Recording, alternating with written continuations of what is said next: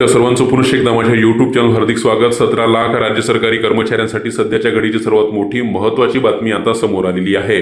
आपण जर सरकारी कर्मचारी असाल आणि आपल्याला जर पेन्शन हवी असेल तर त्या पेन्शन संदर्भातला वन टाइम विकल्प, वन टाइम ऑप्शन आपल्याला आता 31 मार्च 2025 अखेर म्हणजे या महिन्याच्या अखेर आपल्याला शासनाला, प्रशासनाला द्यावा लागणार आहे। आणि त्याच संदर्भातला एक अत्यंत महत्त्वाचा आदेश काल निर्गमित झालेला आहे।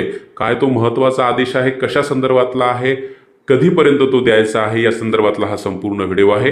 काय संपूर्ण व्हिडिओ आहे त्यासाठी विनंती एकच की व्हिडिओ हा शेवटपर्यंत पाहावा। तसंच याआधी जर आपण आमचं यूट्यूब चॅनल सबस्क्राईब केलं नसेल तर निश्चितच चॅनलला सबस्क्राईब करा, समोरील बेल आयकॉनला सुद्धा क्लिक करा म्हणजे नवीन व्हिडिओचे नोटिफिकेशन आपणास नियमित मिळत राहतील। ज्या राज्य सरकारी कर्मचाऱ्यांची नियुक्ती 1 नोव्हेंबर 2005 रोजी किंवा त्यानंतर झालेली आहे अशा सर्व राज्य सरकारी कर्मचाऱ्यांना NPS म्हणजे राष्ट्रीय निवृत्ती वेतन योजना लागू केलेली आहे। परंतु राज्य सरकारी कर्मचाऱ्यांची मागणी होती की आम्हाला जुनीच पेन्शन योजना द्यावी आणि त्यासाठी राज्य सरकारी कर्मचाऱ्यांनी वेगवेगळे आंदोलने, मोर्चे, निदर्शने ह्या सर्व गोष्टी केल्या आणि त्यानंतर राज्य शासनानं जुन्या पेन्शनप्रमाणे सामाजिक व आर्थिक स्थैर्य प्रदान करणारी योजना म्हणून सुधारित राष्ट्रीय निवृत्ती वेतन योजना लागू करण्याचा निर्णय राज्य शासनाने घेतलेला आहे। आणि त्याच अनुषंगानं महाराष्ट्र शासनाच्या वित्त विभागाचा एक महत्त्वाचा शासन आदेश 20 सप्टेंबर 2024 रोजी निर्गमित झालेला होता।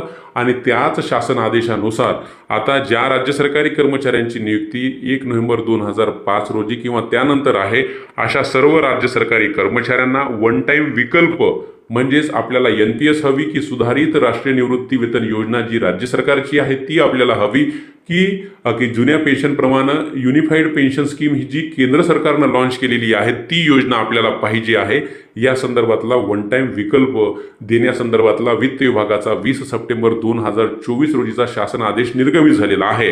आता त्याच आदेशाच्या अनुषंगानं सामान्य प्रशासन विभागाचा हा आदेश आपण आता स्क्रीनवर पाहत आहे।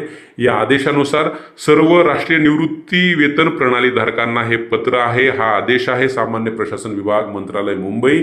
आणि यामध्ये स्पष्ट असं नमूद करण्यात आलेलं आहे की 20 सप्टेंबर 2024च्या शासन आदेशानुसार आता सर्व राज्य सरकारी कर्मचाऱ्यांना NPS योजना की सुधारित राष्ट्रीय निवृत्ती वेतन योजना किंवा केंद्र शासनाची UPS म्हणजे युनिफाईड पेन्शन स्कीम या योजनेपैकी कोणती योजना आपल्याला पेन्शन योजना म्हणून पाहिजे आहे त्या संदर्भातला विकल्प 31 मार्च 2025 अखेर आपल्या कार्यालय प्रमुखाकडे आपल्याला द्यावा लागणार आहे। आणि त्याच संदर्भातला हा आदेश काल निर्गमित झालेला आहे।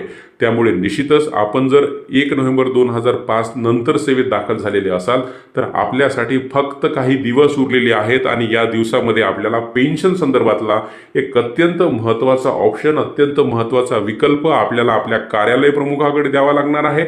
जर असा विकल्प आपण न दिल्यास आपण NPS या योजनेमध्ये बाय डिफॉल्ट असणार आहात।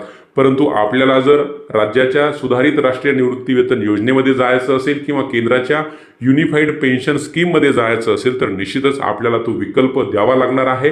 हा विकल्प आपल्याला अत्यंत काळजीपूर्वक, विचारपूर्वक सर्व गोष्टींचा विचार करून द्यावा लागणार आहे, कारण की आपला एक चुकलेला विकल्प जो आहे तो आपल्या आयुष्याचं नुकसान करणार आहे। त्यामुळे निश्चितच सर्व राज्य सरकारी कर्मचाऱ्यांना आम्ही आव्हान करतो आहे की आपण आता आपल्याकडे दिवस कमी उरलेले आहेत आणि या कमी दिवसाच्या अनुषंगानं आपल्याला पेन्शन संदर्भातला वन टाइम विकल्प अत्यंत काळजीपूर्वक आपल्याला आपल्या कार्यालय प्रमुखाकडे द्यावा लागणार आहे। अन्यथा आपण बाय डिफॉल्ट NPS स्कीममध्ये आपल्याला ठेवलं जाणार आहे। आणि लवकरच कोणता विकल्प आपल्यासाठी फायद्याचा असणार आहे या संदर्भात आम्ही आमच्या यूट्यूब चॅनलच्या माध्यमातून आपल्याला उद्या किंवा परवा आपण माहिती प्रोव्हाइड करणारच आहोत। परंतु तरीसुद्धा आपल्याला आपल्यासाठीचा जो वन टाइम विकल्प आहे तो विचार करून ठेवायचा आहे आणि तसा तो आपल्याला कार्यालय प्रमुखांना 31 मार्च 2025 अखेर द्यायचा आहे, अन्यथा आपलं आर्थिक नुकसान सुद्धा होऊ शकणार आहे। तर रोज नवीन असेच महत्त्वपूर्ण निर्णय बातम्यांसाठी चॅनलला सबस्क्राईब करा। काही अडचण असल्यास कमेंट बॉक्समध्ये कमेंट करा। धन्यवाद।